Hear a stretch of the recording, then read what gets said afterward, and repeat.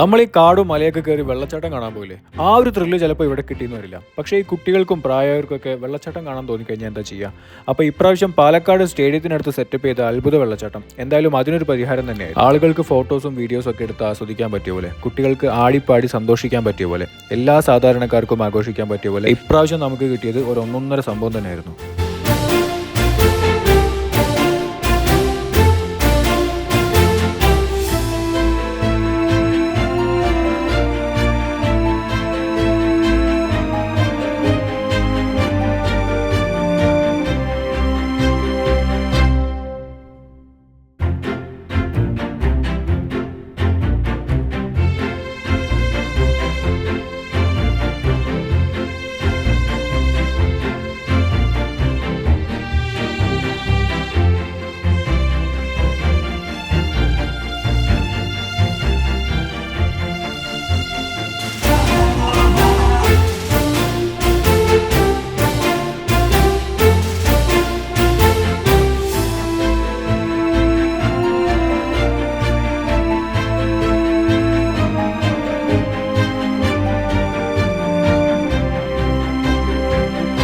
സ്റ്റേഡിയത്തെ bus സ്റ്റാൻഡിലും പരിസരത്തൊക്കെ ആയിട്ടുള്ള തിരക്കിനെ കുറിച്ച് പാലക്കാട്ടുകാരോട് പ്രത്യേകിച്ച് പറയേണ്ട കാര്യമില്ലല്ലോ.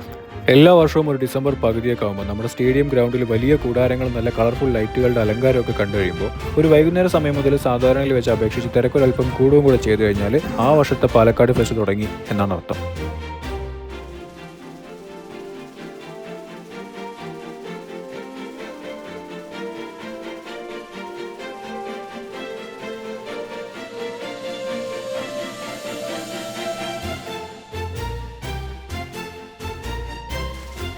എക്സിബിഷൻ, എക്സ്പോ, ഫെസ്റ്റ്, അങ്ങനെ ഓരോ വർഷം ഓരോ പേരുകളാണ്. സ്റ്റേഡിയത്തിന്റെ ഒരു ഭാഗത്ത് ഫ്ലവർ ഷോയും മറ്റൊരു ഭാഗത്ത് വാട്ടർഫോൾസും വന്നപ്പോൾ നമ്മൾ കാണാൻ പോയത് വാട്ടർഫോൾസ് ആയിരുന്നു. ഇതിന്റെ എൻട്രിയിലൂടെ അകത്തോട്ട് കയറുമ്പോൾ നമുക്ക് കാണാൻ പറ്റും പൂമ്പാറ്റകളും പൂക്കളും ഒക്കെ. എന്ന് വെച്ചിട്ട് ഇതാണ് ഫ്ലവർ ഷോയും വാട്ടർഫോൾസും ഒരേ സ്ഥലത്ത് തന്നെയാണ് എന്നാരും തെറ്റിദ്ധരിക്കരുത്. അത് വേറെ, ഇത് വേറെ. ഇത് ജസ്റ്റ് ഈ വാട്ടർഫോൾസിലോട്ടുള്ള ഈ എൻട്രി ഈ രീതിയിൽ അവർ ഡെക്കറേറ്റ് ചെയ്തിരിക്കുന്നു എന്ന് മാത്രം. അപ്പോൾ പാലക്കാട് ടൗണിൽ ഇതുപോലെ ഒരു സംഭവം ഇത് ആദ്യമായിട്ട് തന്നെയായിരുന്നു. അല്ലെങ്കിലും ഈ വേനൽക്കാലത്ത് വെള്ളച്ചാട്ടം കാണാമെന്ന് പറഞ്ഞു കഴിഞ്ഞാൽ ഇതല്ലാതെ വേറെ വഴിയില്ലല്ലോ. അതും സിറ്റിയുടെ നടുക്കൊരു വെള്ളച്ചാട്ടം എന്നൊക്കെ പറയുമ്പോൾ ഒരു അത്ഭുതം തന്നെയാണ്.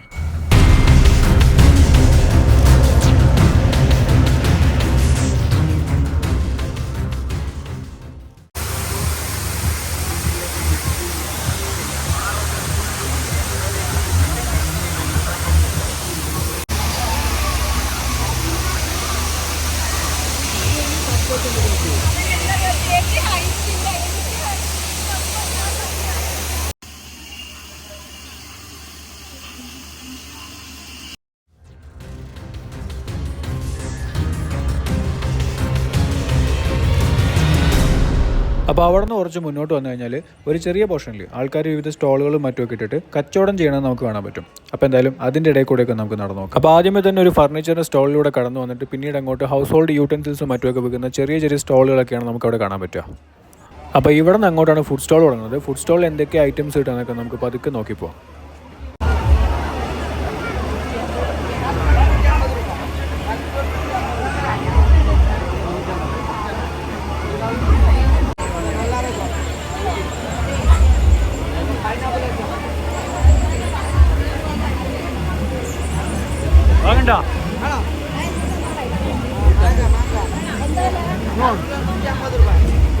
വീട്ടിലോ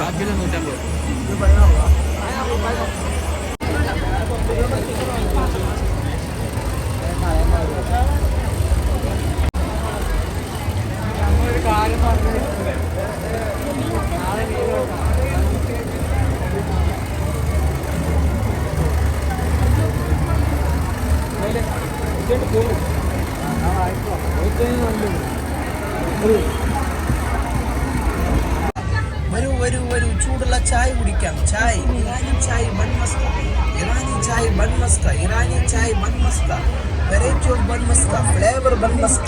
ചായ മാത്രമേ ഉണ്ടോ? മാംഗോ പിസ്ത, വെറും വരൂ ബൺമസ്ക ബൺമസ്കാണ് ചൂടുള്ള ചായ ഇറാനി ചായ കുടിക്കാം വരൂ ചായ ഇറാനി ചായ എത്ര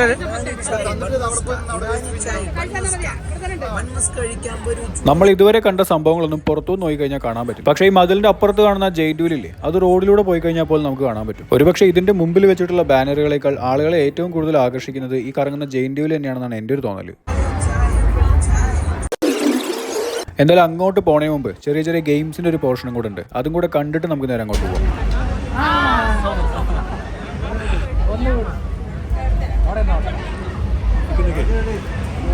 കേട്ടോ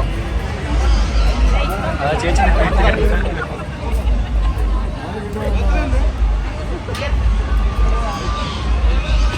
ലാസ്റ്റ് തവണ ഞാൻ കേട്ടോ.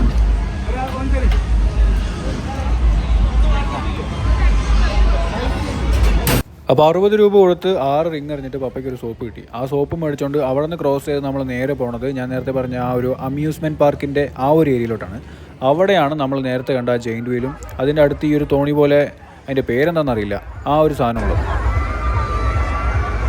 ഇതിനകത്ത് വാട്ടർഫോൾസിനേക്കാളും കുട്ടികൾക്ക് ഏറ്റവും കൂടുതൽ എൻജോയ് ചെയ്യാനുള്ളത് ഈ ഒരു അമ്യൂസ്മെൻറ്റ് പാർക്കിനകത്ത് തന്നെയാണ്. കുട്ടികൾ മാത്രമല്ല, ഇപ്പോൾ വലിയവരായി കഴിഞ്ഞാലും അവർക്ക് പറ്റിയ റൈഡുകളും അത്യാവശ്യം ഇതിനകത്ത് തന്നെയുണ്ട്.